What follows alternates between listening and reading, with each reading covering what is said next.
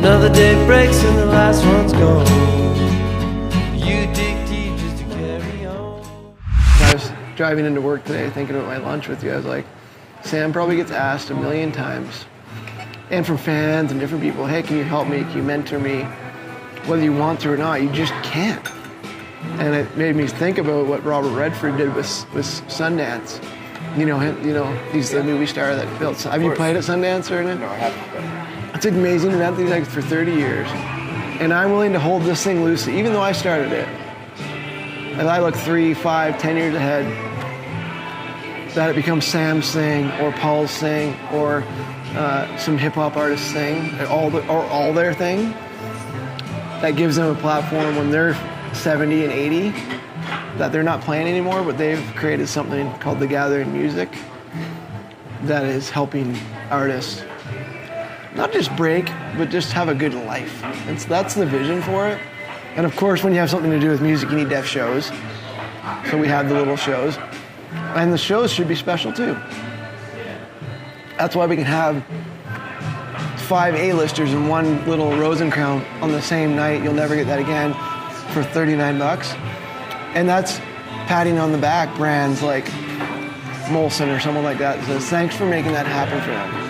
If that's all that brands do is make music more accessible, well then that's a good thing. The thing is, how like anything, because the music industry has changed so much, how do you make anything sustainable now? How do you're talking about investing long term in something, yeah, which is what a record company used to be able to do. When Springsteen's first record wasn't successful, but they knew that they had this feeling about this guy that he was going to do something special, and they stuck with him.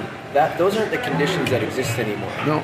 Just by virtue, by the nature of the business right now. The news cycle. It's like what's now, right? Yeah, and so therefore, because of that, you have this stifling of creativity, because who's going to stick their neck out and vouch for somebody when they're not 100% sure that this has been sculpted to be a instant success.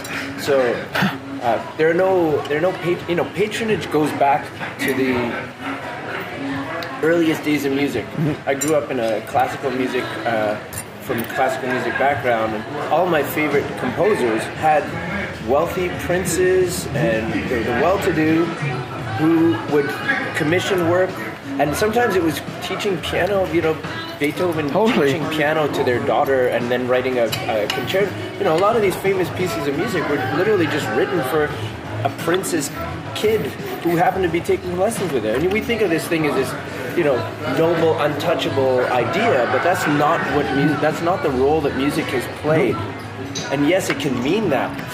And it can mean that to people. It can mean that to us in our hearts. But at the same time, as a commodity, it's always been, you've always had to align yourself with economics, and something therefore non-musical. Yes.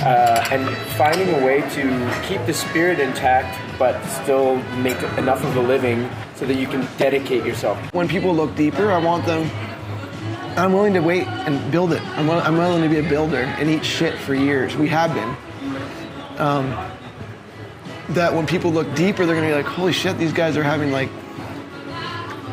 private sessions with like 100 people, emerging artists. When they walk out of there, not just inspired with tools to go make a difference, and walk out of there with partnerships and friendships that change the world. And it takes a guy crazy enough like me to say, I think we can do it. And I'm a nobody in the music business, which I think even makes it better. I think it can be the most meaningful music festival in the world. It's like, I want to manage you guys. What do you know about managing? I don't know anything, but I get free long distance, and free photocopying at the job. I love these stories. So it's like, we're like, all right, you're a manager. That's it. And he's been our manager now for 30 years. We went through some lumps and bumps for sure. Again, we all went to university. We came out. We were threatened by our, parents that we better get serious and get a real job. The band thing and somehow fought it off. And then all of a sudden, our career took off because... What song was it? This song called Brother Down. This guy he'd been at the recording session that we were at in my friend's basement at his parents' house in Pembroke, Ontario. And he sent it to the radio station in Ottawa. There's one called X92, and the other was called The Bear. Remember The Bear? The Bear. And he sent one to each station, and they just started, for whatever reason, you know how many times somebody gets a CD and they're just like, thanks a lot, and put it in the garbage. Yeah. For whatever reason, the guy took a chance and put it in and played it on air and said, oh, I like this tune. And they started playing it more and more, and then the Bears started playing the same demo. Yeah. They were unprinted, just random CDR kind of demos. And that's how, for all the different ways that we plotted and schemed and tried to make something happen. And Did you have a scheme? Like what didn't? What didn't? How many schemes? I know, but what didn't work? Tell me, wait. Like those are the traditional, going to record labels, A&R people, trying to get showcases going. We went through all the traditional branches, trying to find. It seems like recording A&R people, trying the college radio route, and nothing clicked. But this one guy who was sitting there, and he worked for the Diabetes Association of Ontario. He wasn't a music like I love that though. To this day, I have to thank, his name's Matt LeMay.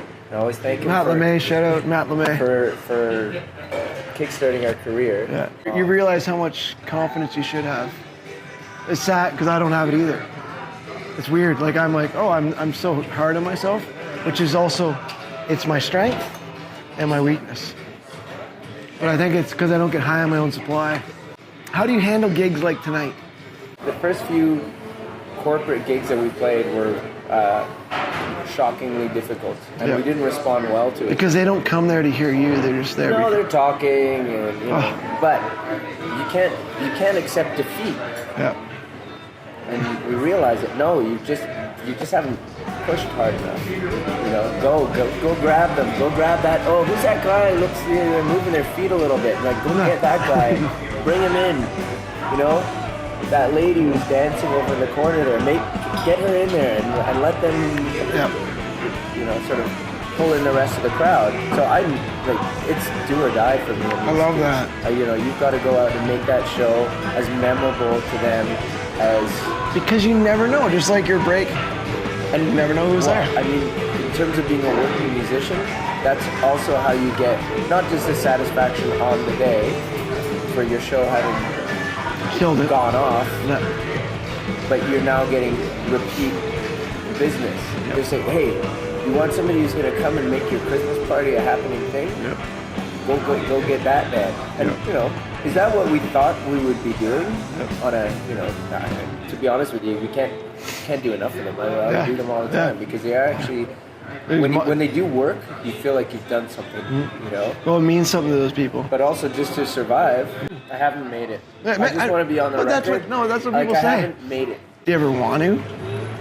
I don't think so. I know. Because then what do you... I know. What are you it's a fucking weird... Energy? It's a weird thing. I don't know what you go through on a daily basis, but I'm doing this. I'm putting myself on the edge all the time. You're doing new albums. Are they going to be accepted or not? This new business I'm doing, I put myself out there. It's like, well, everyone's like, why are you doing it? I question myself, why am I doing it? But then I love it.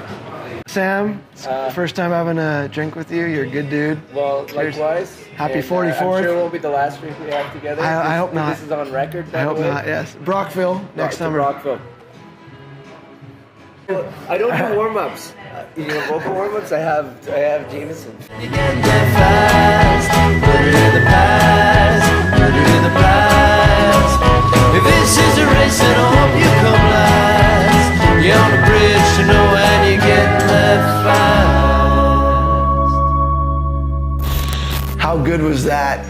That guy is so down to earth. The Sam Roberts Band, the Sam himself. Great dude.